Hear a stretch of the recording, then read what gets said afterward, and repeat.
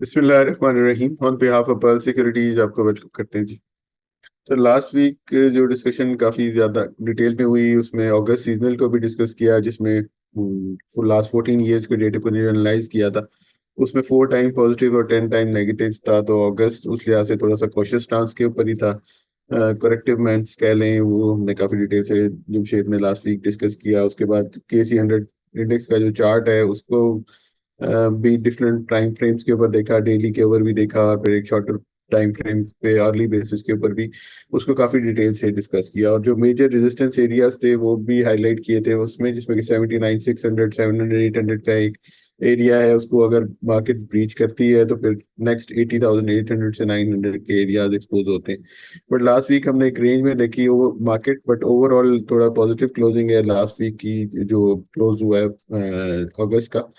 तो उसमें तो थोड़ा पॉजिटिव ही क्लोजिंग आई है, बट अगेन रेंज को हमने देखा और जो मेजर रेजिस्टेंस एरियाज थे वो एज सच टेस्ट होते हुए नजर नहीं आए।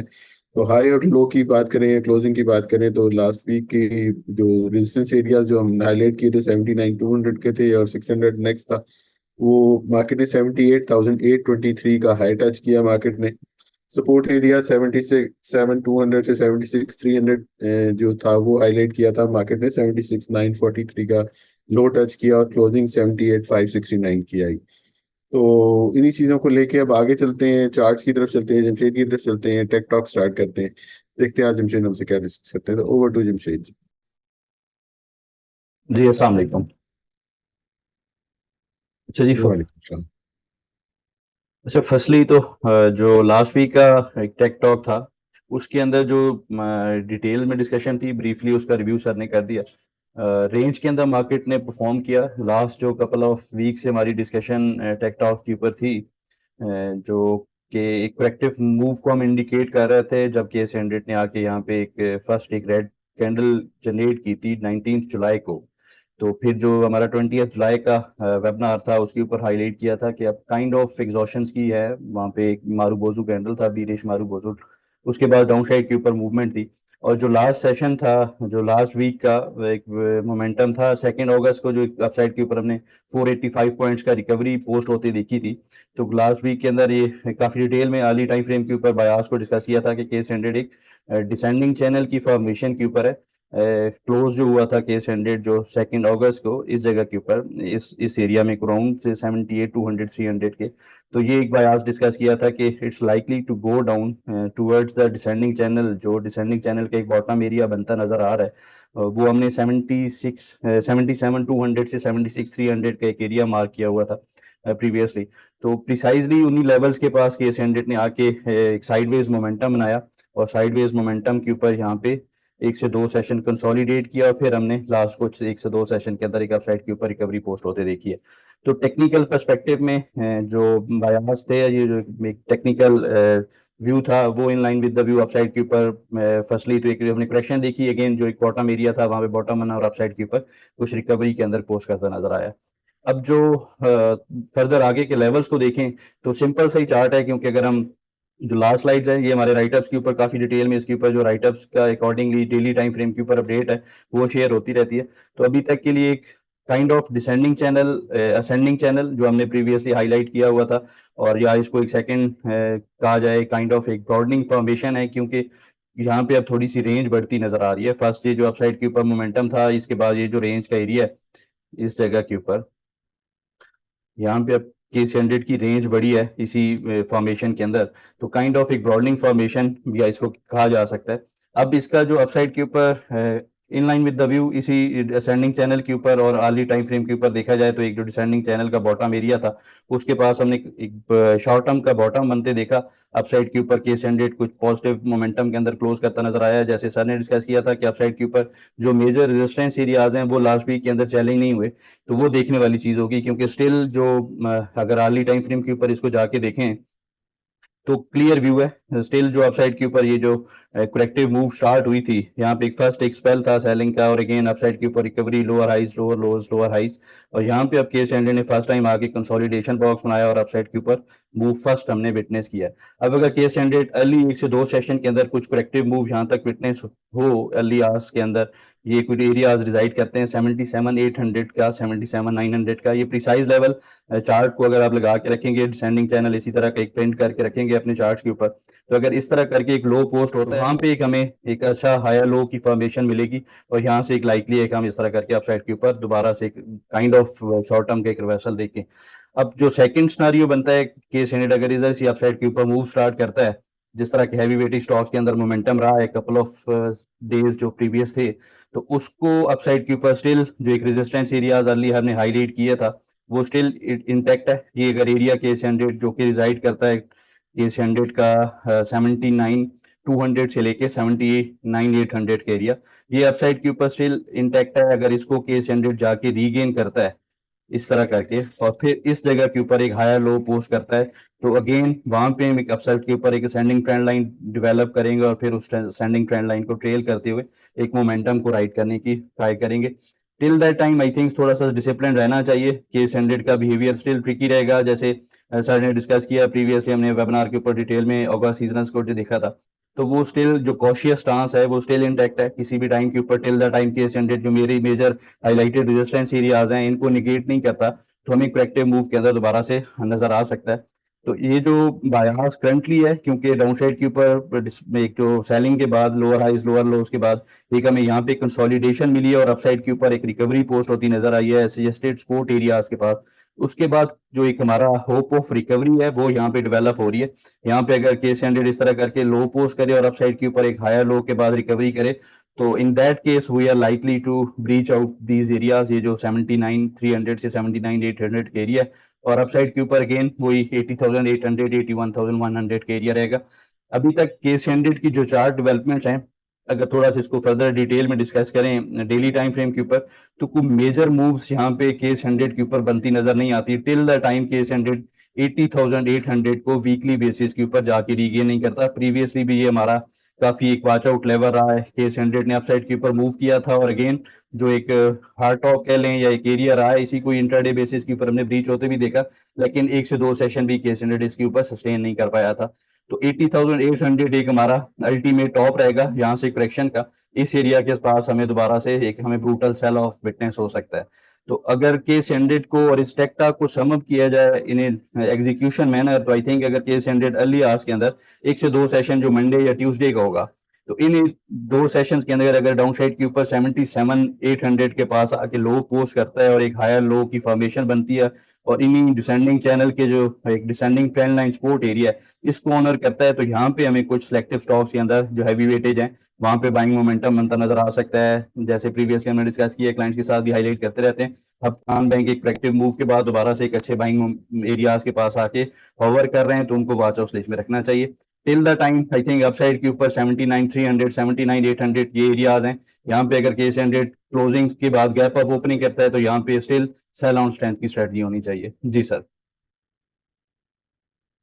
जी थैंक यू। आगे चलते हैं और इंडेक्स व्यू की तरफ चलते हैं। कमिंग वीक के लिए सपोर्ट और रेजिस्टेंस एरियाज को देख लेते हैं और पॉइंट्स टेबल को डिस्कस कर लेते जी, वीकली टाइम फ्रेम के ऊपर जो पॉइंट टेबल के ऊपर देखा जाए तो स्टिल जो बीरिश पॉइंट्स हैं, जो एग्जॉशन के पॉइंट्स हैं वो स्टिल ज्यादा नजर आते हैं। लेकिन एक जो लास्ट सेशन जो लास्ट वीक का एक हमारी फॉर्मेशन थी, ये जो 2 कैंडल्स हैं ये kind of BS exhaustion in short term, जैसे प्रीवियस शॉर्टर टाइम फ्रेम के ऊपर डेली टाइम फ्रेम के ऊपर हमने देखा है, तो ये हाईलाइट करते हैं इसकी कंफर्मेशन। जैसे प्रीवियसली डिस्कस किया है कि ये जो अपसाइड के ऊपर इनिशियली रेजिस्टेंस एरियाज हैं 79,200 से 800 का, इसके ब्रीच होने के मिलेगी। ऑन द डाउन साइड जो सपोर्ट एरियाज प्रीवियस वीक के अंदर थे वो स्टिल इंटैक्ट है, 77,200 76,300 एक अल्टीमेट सपोर्ट एरिया है। अगर वो ब्रीच होता है तो फिर हमें जो दोबारा से एक सेल ऑफ है वो फर्दर कंटिन्यू करता नजर आ सकता है। जी सर। हैं।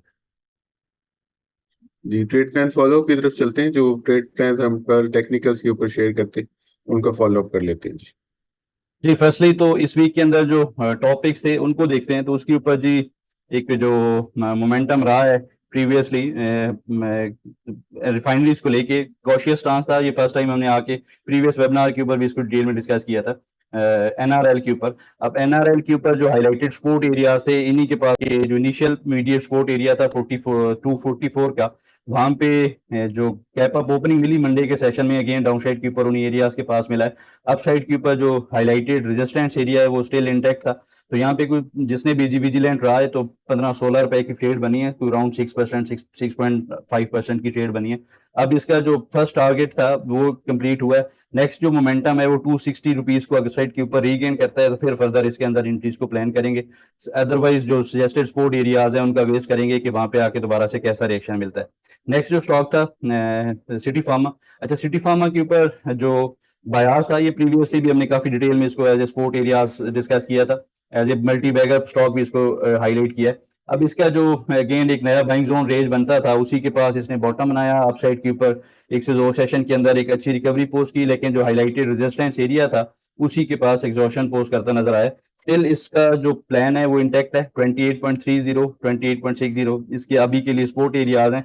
प्रीवियसली जो हमारा एक स्टॉप लॉस था वो 25.70 का था, जिनके पोजीशंस इनिशिएट हुई हैं, अभी के लिए उनका स्टॉप लॉस 27.30 का रहेगा। नेक्स्ट जो स्टॉक था सीपीबी, सेंचुरी पेपर बोर्ड। अच्छा, इसके ऊपर जो अगेन जो प्रीवियसली भी एज ए टॉपिक इसको इंक्लूड किया था in line with the view upside के ऊपर, इसका भी अच्छा एक मोमेंटम हमने विटनेस किया था। अब एक मेजर सपोर्ट जोन इसका अगेन आके ऑनर होने लगा था, ये जो मंडे के सेशन था उसके अंदर यहाँ पे हमने जो अर्ली हाईलाइटेड सपोर्ट एरिया था, ये जो फर्स्ट सपोर्ट एरिया रेक्टेंगल के अंदर नजर आ रहा है, ये इसने आके ऑनर किया। यहाँ से अपसाइड के ऊपर एक अच्छा बाउंस मिला। जो प्रिसाइज या फर्स्ट जो एक लेवल हमने हाईलाइट किया था राइट अप के ऊपर 31.30 का, उसी के पास इसके अंदर प्रॉफिट टेकिंग आई है। तो अराउंड 14% का प्रॉफिट, यहाँ पे 12.5% का प्रॉफिट हुआ है। जो TP1 था वो हिट हुआ है। ये तीनों जो स्टॉक्स हैं ये स्टिल ओपन ट्रेड भी हैं, क्योंकि जो इनिशियल टारगेट है वो कंप्लीट किए इन्होंने।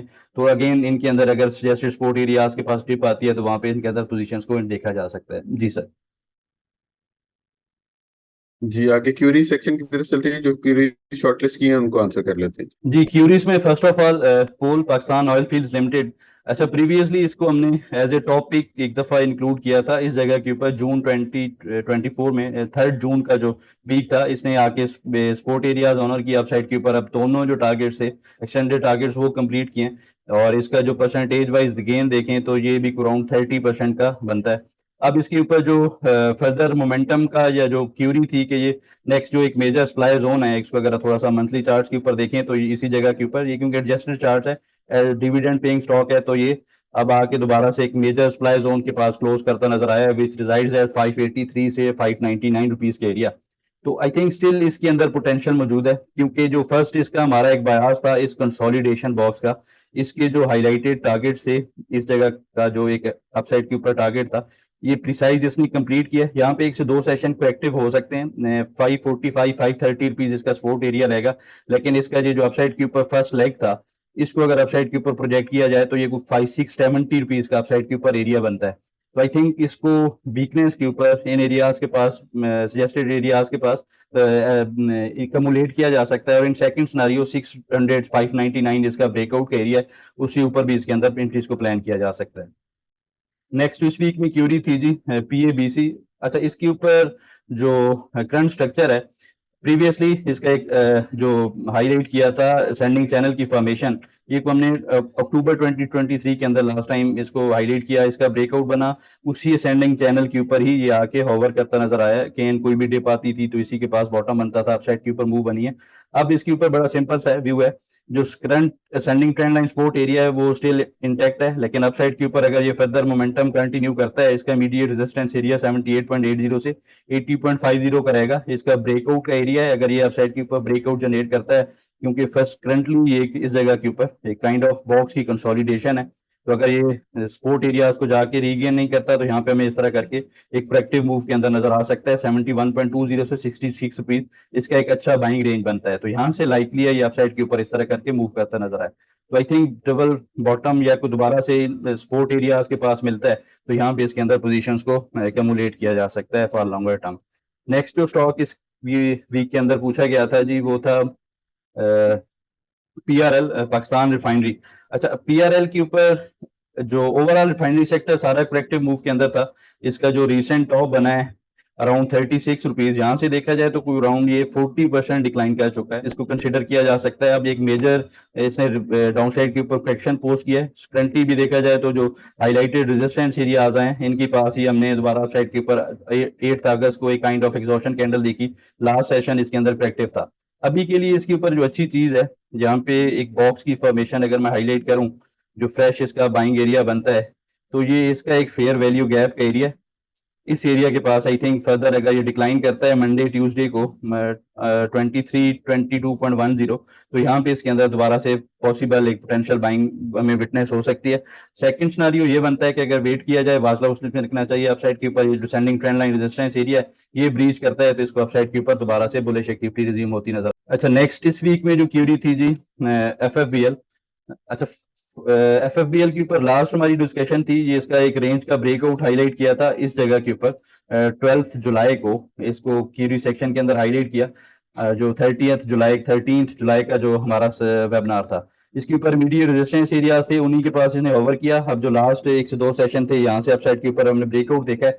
तो अभी के लिए इसका जो एक फ्रेश बाइंग जोन है, अगर इसी को फ्लिप साइड के ऊपर किया जाए तो ये इसका करंटली एक बाइंग जोन बनता है 41.39 से 41 से 39 रुपीज के एरिया। तो अगर इन एरियाज के पास ये मिलता है तो इसके अंदर फ्रेश एंट्रीज को प्लान किया जा सकता है। लाइकली है अपसाइड के ऊपर ये 50 रुपीज को जाके चैलेंज करता नजर आया। अच्छा, नेक्स्ट इस वीक में क्यूरी थी जी कोसम कोहिनूर स्पिनिंग मिल। अच्छा, इसको प्रीवियसली हमने जो डिस्कस किया था ये 23 मार्च के वेबिनार के ऊपर, इसके एक लॉन्गर पर्सपेक्टिव के अंदर हमने एक डिसेंडिंग ट्रेंड लाइन का रेजिस्टेंस एरिया हाईलाइट किया था जी। इसको आप जाके देखेंगे लास्ट के ऊपर ही इसकी डिस्कशन अवेलेबल है। ये कोई 19th मंथ के ऊपर आप जाके देखेंगे तो इसका ये एरिया था। ये अपसाइड के ऊपर इसका ब्रेकआउट जनरेट हुआ है। अब इसके जो अपसाइड के ऊपर एक्सटेंडेड टारगेट्स हाईलाइटेड है वो पॉसिबल है हाइपर मूव को कंटिन्यू करता नजर आए। उससे पहले I think shorter time frame के ऊपर इसके सपोर्ट एरियाज और जो रेजिस्टेंस एरियाज हैं वो इन प्ले हो सकते हैं। अपसाइड के ऊपर 7 रुपए 15 पैसे से 40 पैसे इसका इमीडिएट रेजिस्टेंस एरिया लाइकली है, इनको जाके ये अपसाइड के ऊपर रीगेन करे, फिर ये 8 रुपए 9 रुपए इनिशियली जाके कंप्लीट करता नजर आ सकता है। डाउन साइड के ऊपर अभी के लिए 6 रुपए 20 पैसे से 5 रुपए 80 पैसे इसके अच्छे बाइंग जोन बनते हैं। इनकी तरफ अगर ये करेक्टिव मूव के अंदर आता है तो यहाँ पे बाइंग साइड के ऊपर कंसिडर किया जा सकता है। नेक्स्ट जो लास्ट वीक के अंदर हमने डिस्कस किया था एयर लिंक को हाल ही टाइम फ्रेम के ऊपर, उसका अपडेट पूछा गया था कि फर्दर ये अपसाइड के ऊपर अब इसके क्या मोमेंटम रह सकता है। तो ये प्रीवियस वीक की डिस्कशन थी, ये एरियाज हमने हाईलाइट किए। अपसाइड के ऊपर एक ब्रेकआउट था 109 रुपीज का, ये इसने कंप्लीट किया अपसाइड के ऊपर, एक हमें हाइपर मूव का कंप्लीट करता नजर आया। अभी के लिए थोड़ा सा इसको लॉन्गर पर्सपेक्टिव में देखें तो इस एरिया के ऊपर ये अप्रैल 2024 में एज ए कपन हैंडल और इसके जो अपसाइड के ऊपर एक प्रोजेक्शंस थी।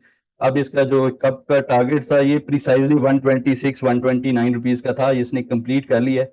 अब इसके अंदर फर्दर इस टारगेट्स कंप्लीट होने के बाद ऐसा नहीं है कि ये कोई रैली यहाँ पे एंड होती नजर आ सकती है या यही टॉप होगा, लेकिन यहाँ पे थोड़ा सा डिसिप्लिन रहना चाहिए। आई थिंक ये जो सेंडिंग चैनल की सपोर्ट एरियाज हैं, अगर इसका जो डाउन साइड के ऊपर ये एरिया है 116 114 रुपीज का, इस तरफ अगर आता है तो ये इस जगह तक any pull back can be considered as a buying opportunity. लेकिन 112 113 रुपए का इसका स्टॉप लॉस रहेगा और अपसाइड के ऊपर इसको ट्रेल किया जा सकता है स्टॉप लॉस के साथ। जी सर।